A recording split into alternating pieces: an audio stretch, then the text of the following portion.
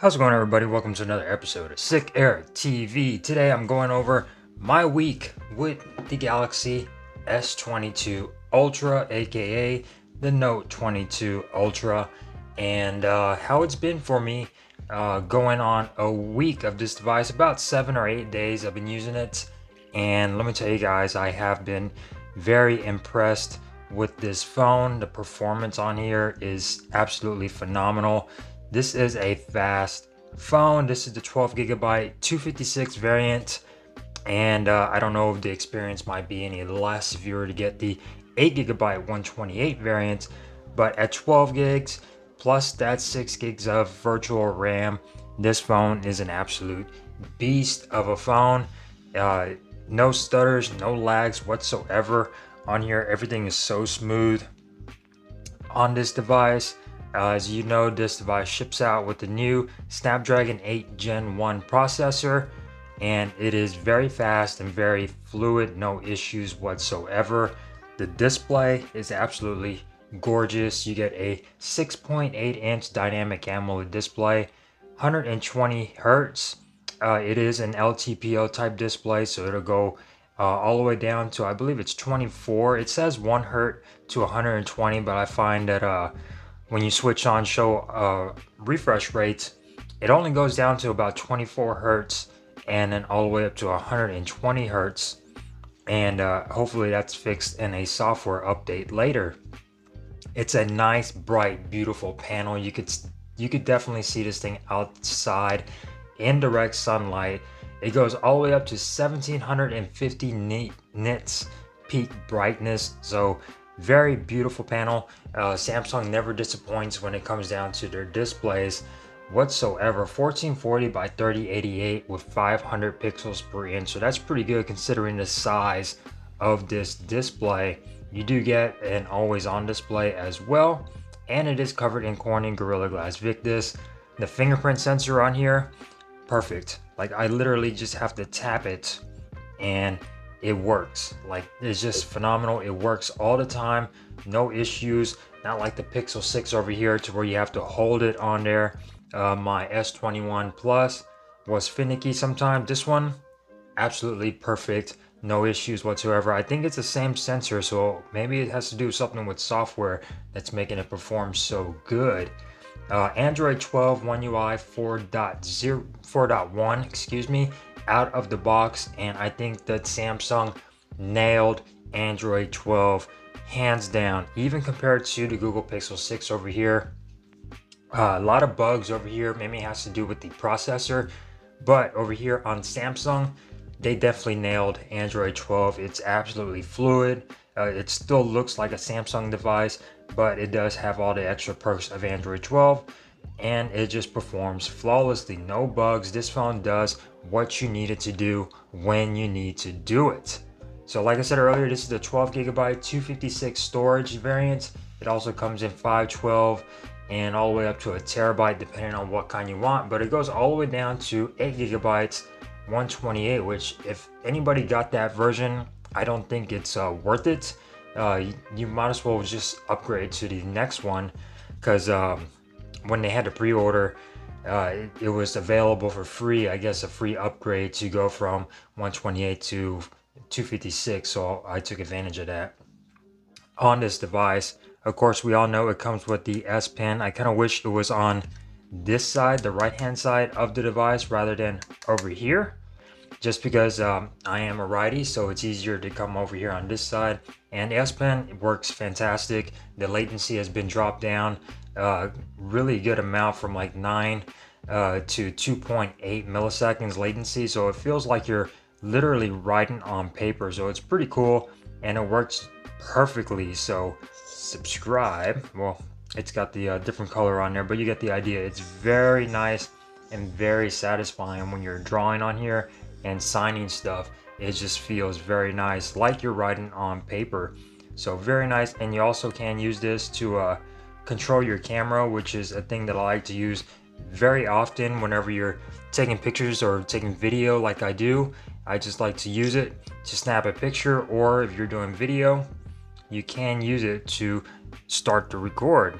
which is very nice and very handy if you got your phone on a tripod and you want to do some video on here and you don't want to have to get up to push record. You can just do it with the S Pen. So very nice, very cool. And to be honest with you guys, I forget this thing is even here. It's weird because now the Galaxy S series includes an S Pen.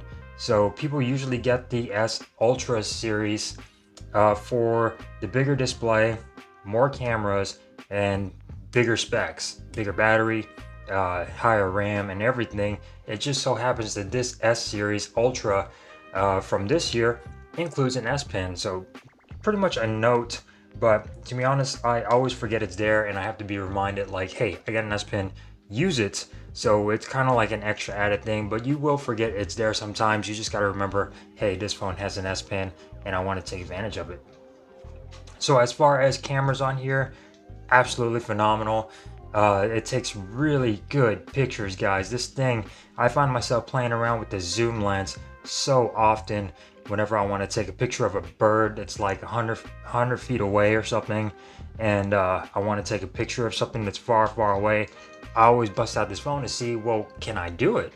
And you can. It's awesome to take pictures with this phone. I found myself playing with it so much, and it's a great camera.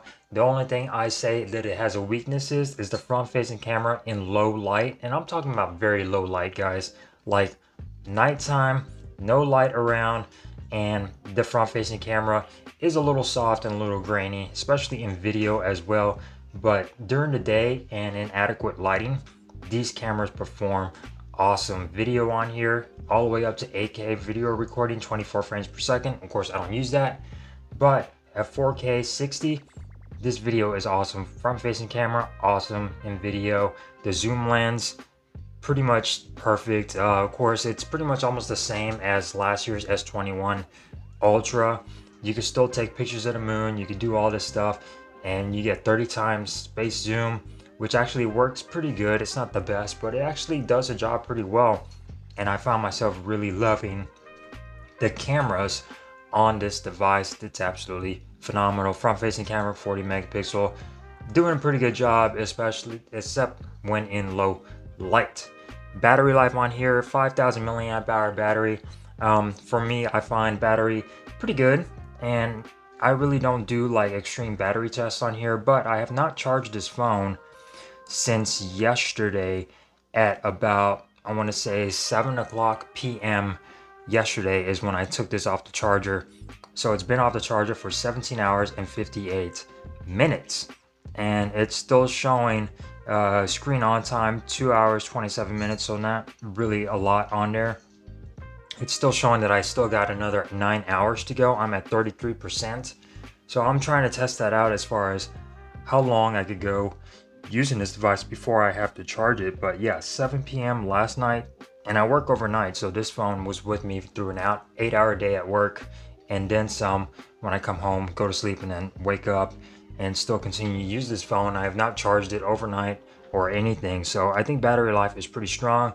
My S21 Plus would have been dead by now, and yeah, battery life was not that great on that phone, but on the Ultra, S22 Ultra, battery life is actually pretty good. It's not amazing, but for my usage, it's actually pretty good. It'll vary between what you guys do with your phones. If you play games, take pictures all day, of course this thing is going to die within a day, but for my usage, I'm perfectly happy with the battery life on this device. So yeah, with the battery life, you get 45 watt fast charging. So if you want to charge this on the fly, it will charge pretty quick. It's not the fastest in the world, but still, it's pretty quick and will get the job done. So S22 Ultra, definitely one of my favorites. I had the Note 20 Ultra from a couple years ago, and that was a fantastic phone. I would say the only thing missing from this device is micro SD card support, but if you get enough storage when you ordered it, like anywhere between 256 and up, you will be okay with storage. And just for me, I back a lot of stuff up to Google Photos anyways, so I could delete stuff off my phone, but storage is not going to be a problem for me at 256. At 128, we might be cutting it close, but 256, 512, you'll be okay without that micro SD card support. Yes, it does suck, and it is what it is. I have micro SDs on my LGs over here, and it's very nice to switch out, especially if you're switching between devices. You could just throw everything onto one phone, your music and your photos, without having to transfer everything with a computer and stuff. It's very annoying. But yeah, performance on here, fantastic. Cameras on the S22 Ultra or the Note 22 Ultra, really good cameras. Battery life has been fantastic for me as well. This display is absolutely gorgeous. This is a fantastic panel. It's like literally having a flat screen TV in your hand, and it's just beautiful. No issues whatsoever. 120 hertz. I have this thing set at 1440 and perfectly happy with this display. It's large, it's big. It has the curved edges, which is not too much of a curve.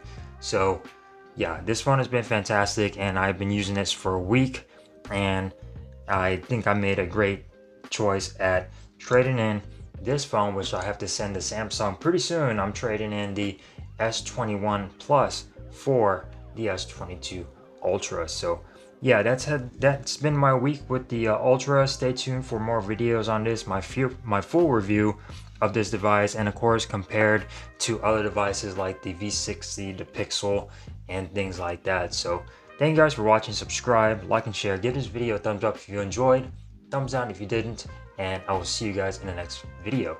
Peace.